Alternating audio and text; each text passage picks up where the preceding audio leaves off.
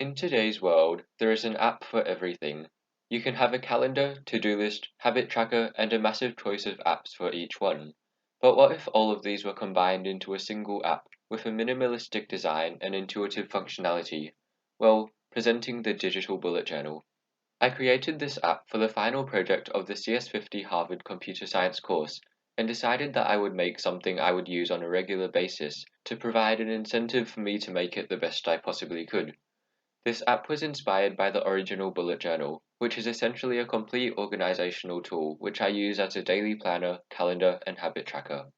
The day view has two sections, to-dos and events. The to-do section works by entering tasks at the bottom, dragging and dropping to rearrange, left-clicking to mark as complete, and right-clicking to delete a task. To make a task a priority, simply add P1 somewhere in the name of the task and it will be highlighted in red. The Events view displays any events from the calendar for the current day, and you can also add, delete, and rearrange events in it. The calendar view is quite unique, with each day being its own row.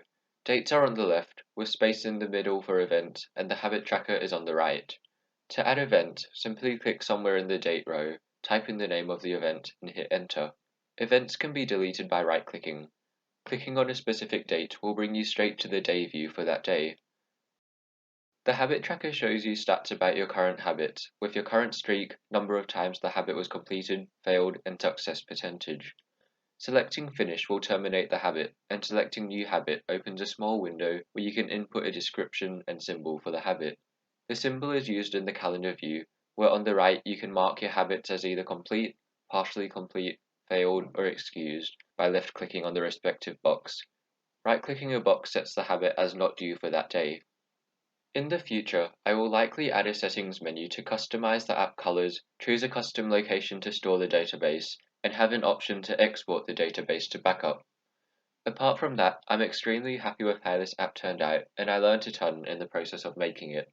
If you want to download this app to try it out yourself, drop a comment below, and if enough people want to download it, I'll keep working on it to make it nicer, and then put it on GitHub.